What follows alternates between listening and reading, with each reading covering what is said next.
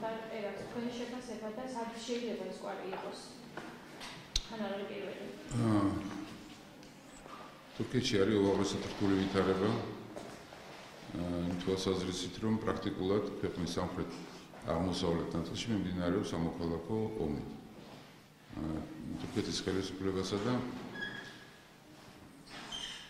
ასე ვთქვათ, ოჯალანისტებს შორის, ანუ ქურთულ შეერაგებულ ფორმირებებს შორის. გარდა ამისა, თვითონ თურქეთის სხვა ქალაქებში ამ პარტიის ქურთების მუშათა პარტიის წევრები მუდმივად აწყობენ ექსცესებს. ეს ტერორისტული აქტიც შეიძლება იყოს ერთის მხრივ ორგანიზებული ქურთების მიერ, მეორეს მხრივ ორგანიზებული ისლამისტების მიერ. რთული გასარკვევია ეს ამბავი, მაგრამ ასეთ ვიზია თურქეთი გარკვეულ ფაზაში შედის თავის არსებობისა, სადაც შეიძლება ითქვას, რომ ბეწვზეც კი კიდია მისი ტერიტორიული მთლიანობა. რომ ერდოღანის ხელისუფლების აგრესიულმა პოლიტიკამ გამოიწვია მის წინააღმდეგ აგრესია როგორც მეზობლებისა, ისე ქვეყნის შიგნით არსებული ძალების. ეს სეზონი გაზაფხული, ზაფხულის სეზონთან დაკავშირებით ეს გამიზნულად პერიოდიც ალბათ შერჩეული იყოს. ტურისტულ სეზონზეც ხომ არ იქნება თურქეთისთვის დარტყმა? როგორ არ იქნება ეხლა, მაგრამ უნდა ითქვას, რომ როგორც წესი ტერორისტული აქტები თუ არ იქნება მაღალი ინტენსივობის ტურისტულ ნაკადს ამცირებს, ოღონდ არ მთლიანად არ ლიკვიდაციას არ ახდენს.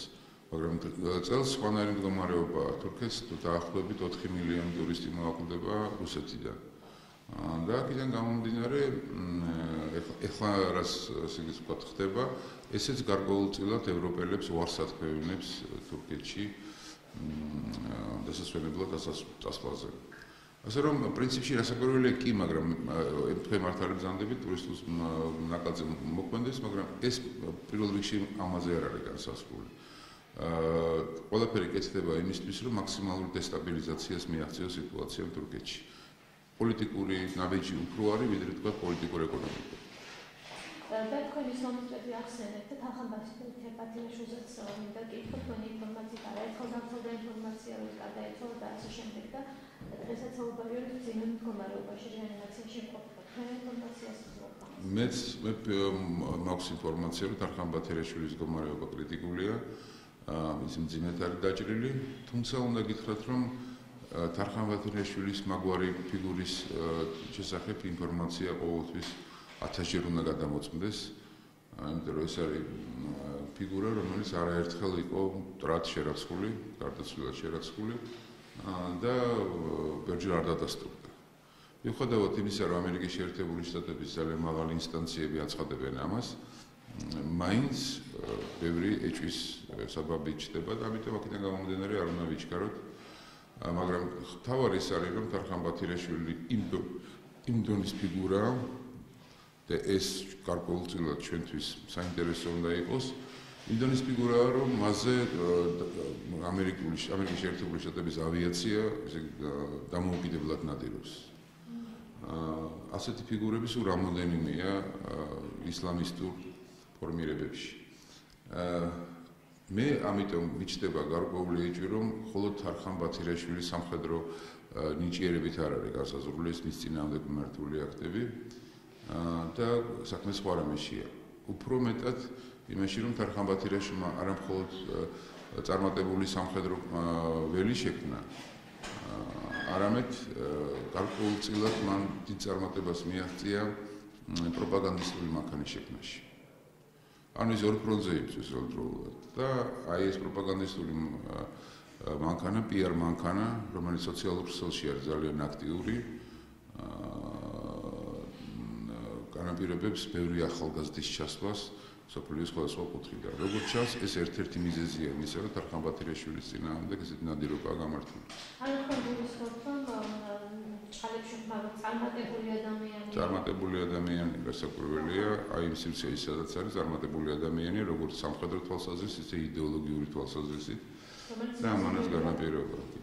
ამანაც განაპირობა სამოს. სხვა შორის უნდა ითქვას ერთი რამ. იმ ადამიანებს შორის, რომელსაც გამოცხადებულია მაღალი ჯილდო, 5 ადამიანია ასე. თარხან ბათირაშვილი ერთადერთია, მე ამას ხაზს უსვამ, რომელსაც არ გაუვლია თავის დროზე ერაყში განლაგებული სამხედრო ბაზებზე წვრთნები. მოგესალმებათ, ვისი ბაზები იყო ერაყში განლაგებული. ბაღდადიც კი სხვადასხვა ინფორმაციით ამ ბაზების ერთ-ერთი მსმენელი იყო. ამ ბაზებზე განთავსებული შესაბამისი სასწავლებლების მსმენელი იყო. აი ბათირაშვილი არ იყო ეგეთი ერთადერთი. ბათირაშვილი საერთოდ ითვლება დასავლური სამხედრო წრეებისთვის იდუმალებით მოცულ ფიგურად, რომელიც საიდან მოვიდა და საწავა გაცმარიცის. აქედან გამომდინარე, ბევრად მეტი ყურადღება მასზე, ვიდრე მხოლოდ სამხედრო მეთაურზე. და რაც შეეხება ჩვენ შიდა თემას, ეს თავი ჩანაწერები, ეს საკომპრომიტებიანი მასალები და მიღწევს თქვენი შეფასებაც, მაშინ როცა მეტის ქართავა იმუქრებოდა, რომ გარკვეულ კადრებს გამოაქვეყნეთ და შეიძლება გადანილი კონდეს ვის აქვს, რომ ზოგადად ამ ჩანაწერებთან დაკავშირებით. იცით რა შეა საქმე, როდესაც ასეთი ჩანაწერები ქვეყნდება, ჯერ რომელიც თავისთავად ამორალურია და ცუდია, ყოველთვის ჩდება ხოლმე კითხვა, ვის აწყობს. მოდი მაშინ ესე ვთქვათ, რა შედეგი მივიღეთ? ჩვენ მივიღეთ ძალიან მძიმე ფონი საზოგადოებაში, მე ვიტყოდი ზოგ შემთხვევაში ისტორიულიც კი. უაღრესად რთული ვითარება ხელისუფლებისთვის, როდესაც ხელისუფლებას ადანაშაულებენ ამაში ყველაფერში და პლუს ხელისუფლებისგან ითხოვენ პასუხს. აქედან გამომდინარე, მე ვერ ვხედავ ერთ არგუმენტს, რომ ხელისუფლებას აწყობდეს ამ პირების გავრცელება. თან უნდა ითქვას ისიც, რომ ის პიროვნება, ვიზეც არის საუბარი, არ არის დღეს ისეთი დონის პოლიტიკური ფიგურა, რომ მისი დისკრედიტაცია ვინმეს უღირდეს. პოლიტიკური გუნდი კი, მაგრამ მე როგორც ცივილიზებული ადამიანი და თქვენს ალბათ ამ დღეს განეკუთვნებით, რითი უნდა მომხდარიყო ამ პოლიტიკური გუნდის დისკრედიტაცია. არ მომხდარა პოლიტიკური გუნდის დისკრედიტაცია. პირიქით ამ პოლიტიკურ გუნდის სისქულზე დაასხა სამწუხაროდ გარკვეულწილად ამან წყალი, იმიტომ რომ ორი შემთხვევა ერთმანეთს დაემთხვა და გამოდის, რომ ისეთი სურათი იკვეთება, რომ ვითომ ამ პოლიტიკური გუნდის წინააღმდეგ მიმდინარეობს ტოტალური ბრძოლა. ასე რომ ადამიანები ყოველთვის ხარს უჭერენ დაჩაგროს. პირიქით ახლა უნდა ვთქვათ ცინიკური რამ, რომ ამ პოლიტიკური გუნდის სისქულზე გარკვეულად წყალი დაასხეს. უნდა ის კითხვაზე პასუხი ვის აწყობდა მხოლოდ ოპოზიციის იმ ნაწილს, რომელიც ცდილობს ქვეყანაში სიტუაციის არევას და დისკრედიტაციას ხელისუფლების, ან რომელიმე ქვეყანას, რომელსაც ასევე აწყობს ხელისუფლების დისკრედიტაცია და ქვეყანაში ისტერიული ფონის შექმნა. ან კიდევ ერთი ფაქტორი შეიძლება იყოს ყურადღების გადატანა სხვა საკითხზე და ამ დროს რაღაცა მნიშვნელოვანი საკითხის გაპარება. შეიძლება ესეც იყოს. მე მაგალითად ეხლა ვეძებ იმ მნიშვნელოვან საკითხს, რომელიც შეიძლება გააპარეს და საზოგადოების ყურადღების მიღმა დარჩი. ანუ გადასაფარად კი. არ გამოდის. ხო, ეხლა რა. არა, სტუდენტების თემა არ არის ეს თემა. მე უფრო მგონია რომ სხვა რაღაცა თუ იქნება, ხო, ვეძებ ყოველ შემთხვევაში მეც და სხვაც ალბათ ვცდილობს რომ გაარკვიოს რა შეიძლება გადაფარული იყო ამ თემით, იმიტომ რომ ბატონო მოკა მე მახსოვს რამდენიმე წლის წინ თქვენი შეფასება ამ საკითხთან დაკავშირებით, მაშინ ამბობთ რომ ეს კადრები არსებობს, მათ შორის ქალბატონ ქალებზეც და ეს მასალები ქვეყნის ფარგლებს გარეთაც შეიძლება იყოს გატანილი. ანუ საიდან რის საფუძველზე ამბობთ? ჩვენ ვიცოდით, როდესაც 2012 წლის არჩევნები მიმდინარეობდა, საარჩევნო პროცესი, ჩვენ გვირეკავთ წინა ხელისუფლების კონსტიტუციური უსაფრთხოების დეპარტამენტის თანამშრომლები, სხვადასხვა ნაცნობების დონე გვაკავშირებს, ეს ხო პატარა ქალაქია და პატარა ქვეყანა, ასე რომ ნაცნობ ახლობლობა გვაქვს ადამიანებთან, მე თუ არა სხვა ჩემს კოლეგებს ჰქონდათ და ჩვენ ვიცოდით, რომ ეს კადრები არსებობდა სახელები და გვარებით. როგორც პოლიტიკურ მოღვაწეებზე, ისე საზოგადო მოღვაწეებზე, თქვენ კოლეგებზე, ჟურნალისტებზე.